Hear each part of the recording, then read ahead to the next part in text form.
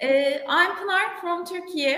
I call it Turkey because it used to be Turkey, as we know well, but there has been a recent change, and internationally, from now on, we're called Turkey, the original in the language, actually. So a little information there. And I'm with you with my session entitled The Cracks Where the Light Gets In, Exemplary Efforts to Enhance Accessibility During the Pandemic. And before everything, perhaps checking the name as well, the name of the session, we can recall the very nice, the beautiful song. It's by Leonard Cohen. Perhaps we know it very well. It says, there's a crack in everything. That's how the light gets in. So yes, there's a crack in everything, and we're now delving into the crack that the pandemic brought to us, and we're going to check what education did in this sense. So, using the metaphor, the crack in light, we can say the song reminded us that perhaps in any desperate or bad situation, we can still find hope. Dum spiro spero, as the ancient saying also underpins here. So, yes, we can still insist on having hope in even the worst situation. So, how can we interpret this in terms of education? We can interpret it in the way that the attempts or endeavors to fight against or deal with the pandemic can actually turn into hopeful attempts, initiatives, or projects, and this can teach us some very valuable, actually, lessons. In terms of education, talking about spheres of education, territories of education, we can say, yes, we know it more than maybe anyone else throughout all human history can know. The pandemic hit us through several domains of education in a very hard fashion, and problems pertaining to different aspects of education like access, equality, equity, and inclusion occurred, and these occurred in numerous sorts, numerous shapes, and they all happened around the globe, and especially through switching to online education or emergency online education or distance education, we can call it. Gaps widened and the notion digital gap emerged. And looking at the metaphor and education together, yes, while it is inevitable that we acknowledge the very case of the global pandemic, and it's a global threat to health, to well-being of individuals, and to the overall quality of life, it is also important to concentrate on hopeful initiatives and reflections of good examples and solidarity. And checking the case of our country, Turkey, yes, we have been greatly damaged as well, like almost all the countries around the world, with the adverse effects of the pandemic. And the light at the end of the tunnel is yet to be seen. And there is this likelihood, unfortunately, that perhaps more types of different pandemics can be there awaiting us in the future, but fingers crossed.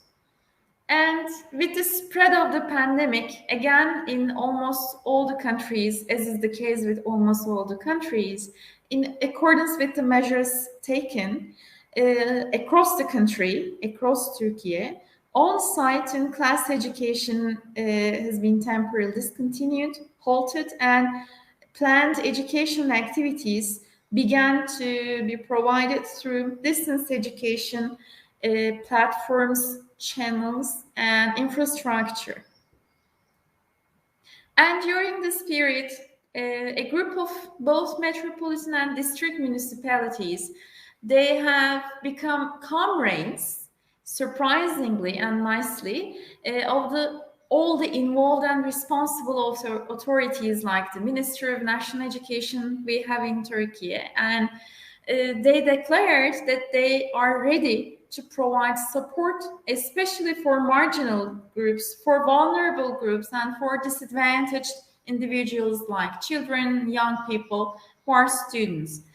And we can understand, looking closely, that the said support was provided in different forms.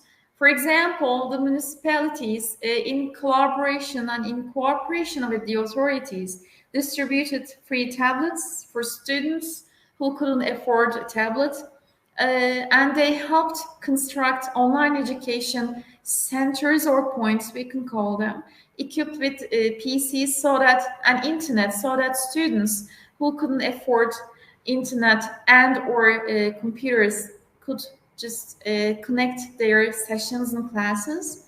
And they also help supply some mobile online education centers. For example, very nicely and interestingly, even for the children of agricultural workers, which was not a very easy thing though, but very, very appreciative. And these municipalities also help deliver, for example, electricity in free forms so that disadvantaged groups could use electricity, the power, freely.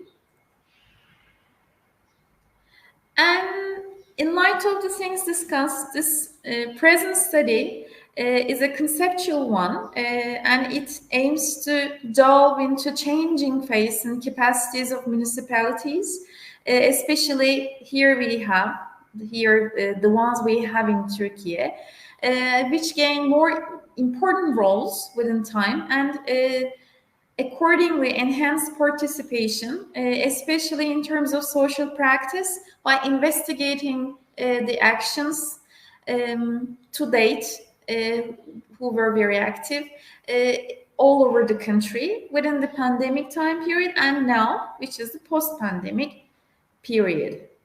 And this study then is centered around two research questions. Number one, it says, how are municipalities in Turkey responding to the pandemic and the post-pandemic period with their new work of promoting equity in society?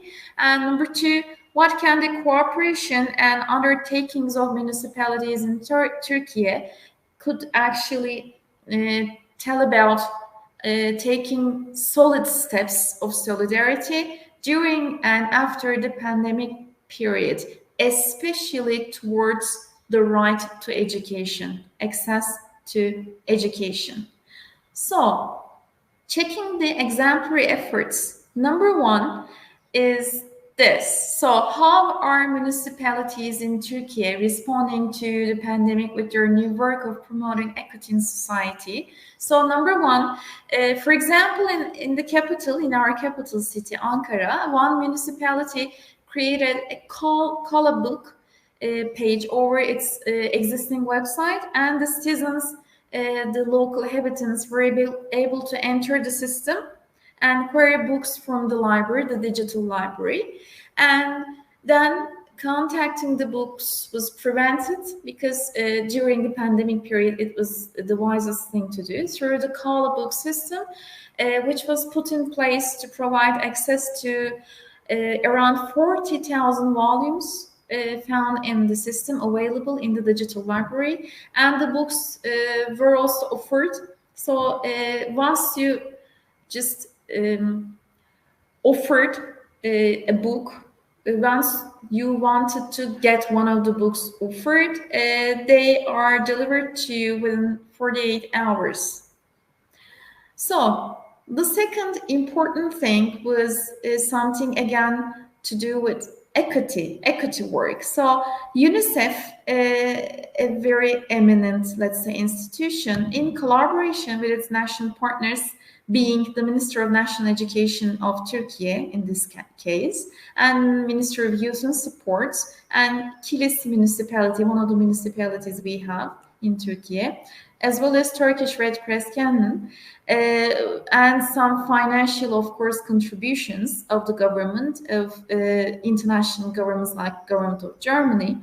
They distributed families learn-at-home kits, and the kits contained books, stationery, some mind games, and other stuff, which were all important learning materials, so that vulnerable, especially refugees and children, were supported during the pandemic period. and they were enabled to access some learning materials and some relevant activities. So again, toward equity, we can also see the work of preventive and mitigating actions against COVID-19 project. This is by Istanbul Metropolitan Municipality, and educational cash is there. We can understand that it's supported for special students who are disadvantaged. And continuing with the similar type of work, we also see again Ankara Metropolitan Municipality. They provided a few things again toward promoting and sustaining equity in society, especially in terms of education and right to education.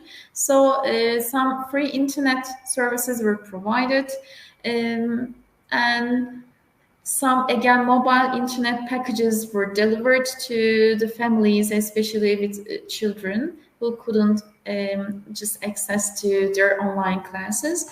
And the municipality also paid some national, even high-stakes examinations entrance fees, again, for students who couldn't just afford to do so.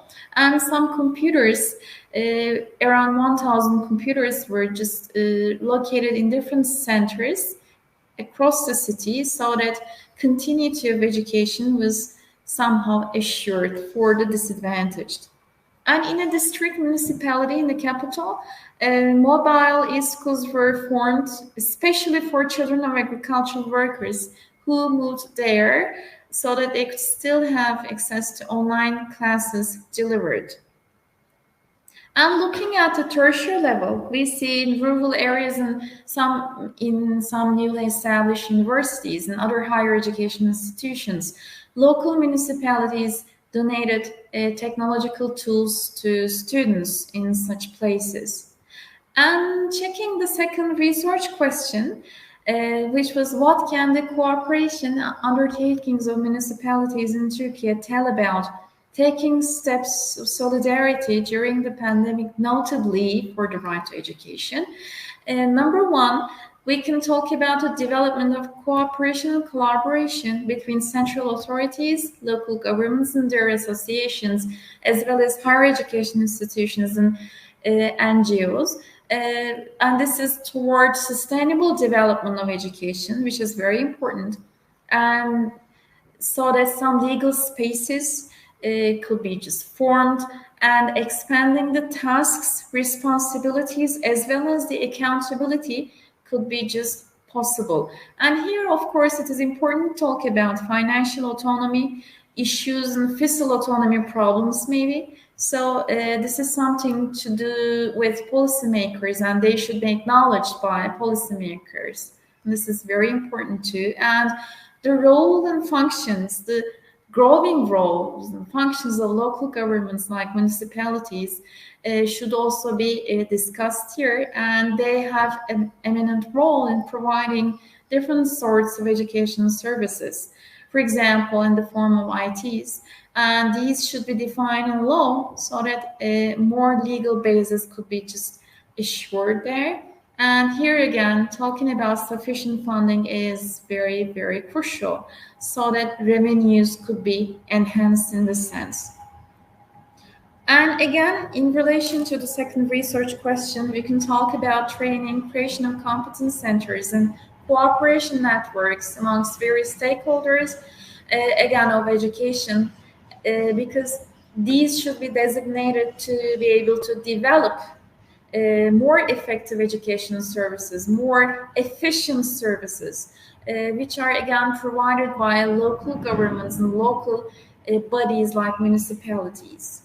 And again, looking at the second research question, warranting the desired type of sustainability toward education services is very important.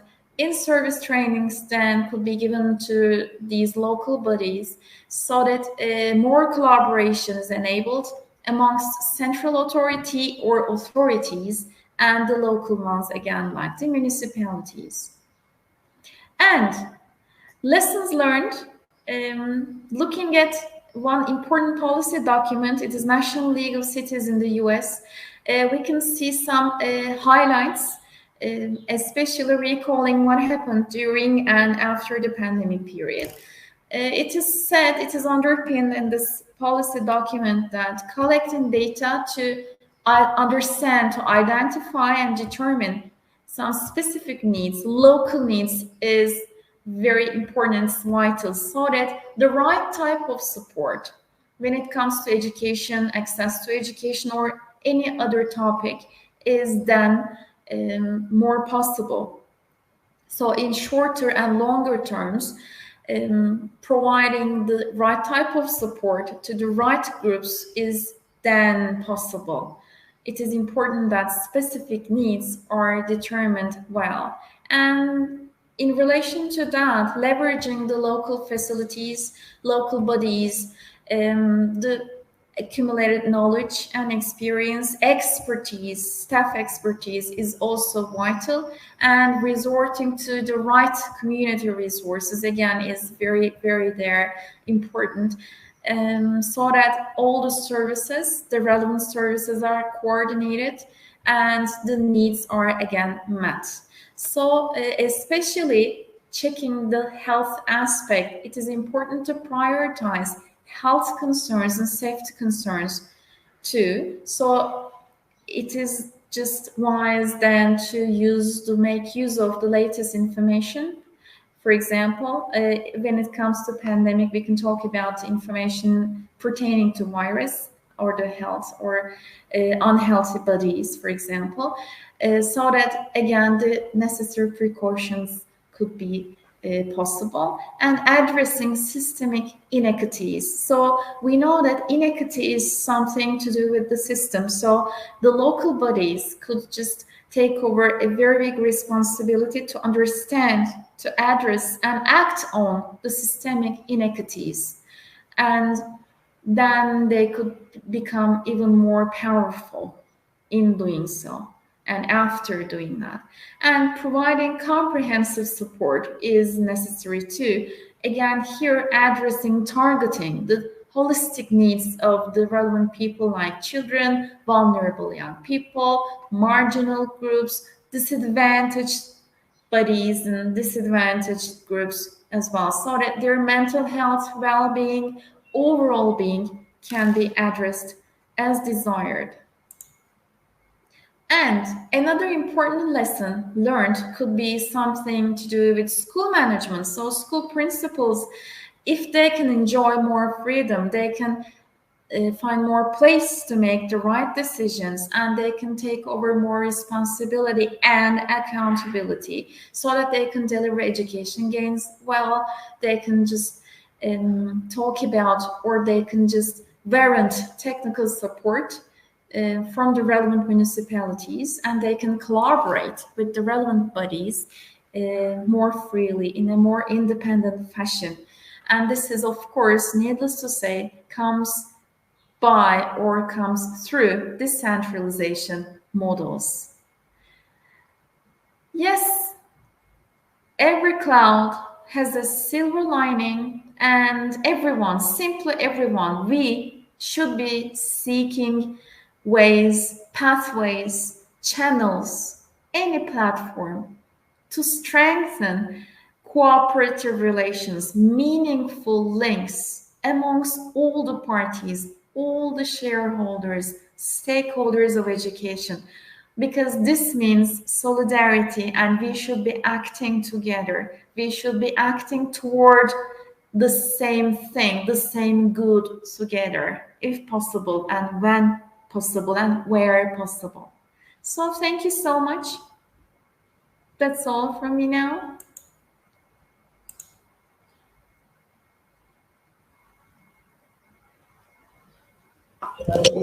Thank you, Professor. And I don't see any question from our online platform. And is there any question for our audience? Oh, probably not. So yeah, thank you again, Professor. Really nice speech, and we definitely act together. Need